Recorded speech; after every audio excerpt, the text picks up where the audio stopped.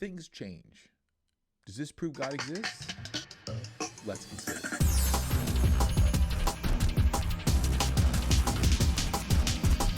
Hello, philosophers. I'm Chico. Welcome to the Philosopher Show, where we consider the greatest questions of human history. In this playlist, we're going to evaluate some arguments for the existence of God. The first one here is probably my favorite one, although I'll have to say that a good proportion of my students did not like it, because if you're a practical thinker, it's a very theoretical argument. Don't worry, we're going to get some more practical arguments. But yeah, here's how it goes. Number one, change is real. Number two, change is the actualization of a potential. In other words, in order to change, you have to have the potential to be that thing and then have that potential actualized. If you have questions on number two, please see my video that I just did on Parmenides' paradox of change. Three, a thing cannot actualize itself. What do I mean by that? Imagine that you were a dung beetle named Sisyphus, and your goal is to get your ball of feces from the sandy shores up to your home on the mountain crest. And in order to do so, what must be the case? Well, that ball must have the potential to be up on the mountain, right? It must have the potential up there. So we'll put our potential ball of feces up there. Can that potential ball of feces actualize itself? Can it bring itself into existence? No, it's just a potential ball, right? It's just potentially up there. It's not actually up there, so it can't actually do anything yet. So it requires something to actualize it, right? Namely, you, Sisyphus. So whenever a potential is actualized, it must be actualized by something else. It can't actualize itself, right? Because it's just a potential. But didn't you need to be actualized at some point in order to actualize that potential ball of feces? An ancient question used to be, why doesn't the earth fall out of the sky?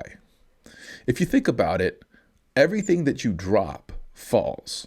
Why not the earth? Now, obviously, we know why not the earth falling out of the sky, because things are falling towards the earth, not falling, in some kind of objective down in space. That doesn't exist.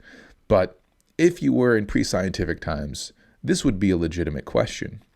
Philosopher John Locke relates the story of a Hindu philosopher who had an answer to this question, and that answer was that the earth is on the back of an elephant, which you might think, great answer, right? Of course it's not falling out of space because it's on the back of an elephant. Of course, that brings up the natural question, what is the elephant standing on? Why isn't the elephant falling out of space? And his answer was, because it is standing on a turtle. Now, of course, that makes obvious sense. But you might have the further question, and apparently this philosopher didn't think about this because he was asked, well, what's the turtle standing on? And he thought about it for a second and he said, it's turtles all the way down. In other words, an infinite amount of turtles. Now, why does that seem like a wrong answer? Because it obviously seems wrong. What is wrong about it? Well, if you think about it, none of the turtles actually has a support for the elephant in and of themselves, right? They borrow it from the one before them.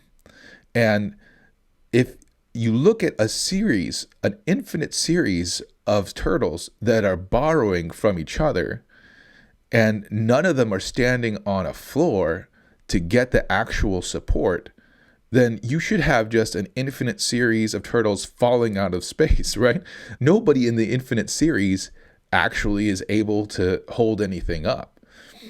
And that, in a way, is like the actualization and potential. So consider this blue ball here, and it is potentially on the edge of your screen, and now we want it to be actually on the edge of your screen. But how is that possible?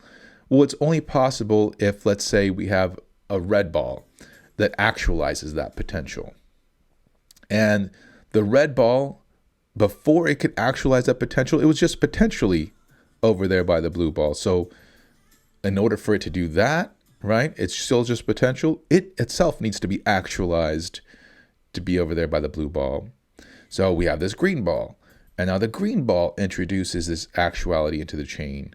But again, the green ball itself is initially just potential It's just potentially by the red ball. So we have this question, what actualized the green ball? Now, if everything was like this, if everything was just potentials, that require the guy in front of it to be actualizing it, then we would have no change in the first place, because nothing would introduce actuality into the chain, right? It would just be a bunch of potentialities hanging out, waiting to be actualized. So how is it possible that change ever occurred? There must be some pure actuality, something that does not have this potential that needs to be actualized. It's just pure actuality itself that can introduce actuality into the chain in the first place. And this thing we call God. Now, this might sound like the Kalam cosmological argument for those of you who are familiar with it. Basically, that says that there can't be an infinite number of causes. There has to be some end to that infinite number of causes, that being God. But actually, that's not the case here, because consider again our balls that we were talking about. There could be an infinite number of these guys. There could be an infinite chain. Well, I'm not saying that there actually could be, but pretend there were, right? Pretend it's possible that you have an infinite number of balls, each one of them hitting the other one. And you still have this problem of what introduces actuality into the chain, right? And so you have an infinite number of causes, but something must be outside of that chain of causes to introduce actuality in the first place. Again, I'm not saying that an infinite number of causes is possible. I'm saying that even if it were possible, this argument would show that we still require God to introduce actuality into that infinite chain in the first place. So this argument works even if there's an infinite amount of time. Even if time goes back infinitely, it would still be the case that God must exist. It also shows that God must exist even if there's a B theory of time, but that's something that we're going to get to in a different video. And speaking of which, I'm also going to get to in future videos explaining why we would call this pure actuality God in the first place. You might have sort of balked at that, like, okay, maybe there must have been some pure actuality to introduce actuality into this chain, but why say that's God, right? I mean, it sure sounds like God, right? A pure actuality. What else could that be? But in case you were concerned about that, don't worry, I'll get to other videos. I'll also talk about objections to this argument in future videos. But I definitely want to get to your objections too. So please, in the comments, hit me up with anything that you didn't sit right with you, anything that you want to talk about. Like I said, the best philosophy happens in dialogue. And that's all I got for this video. I'll see you in the next video. Adios.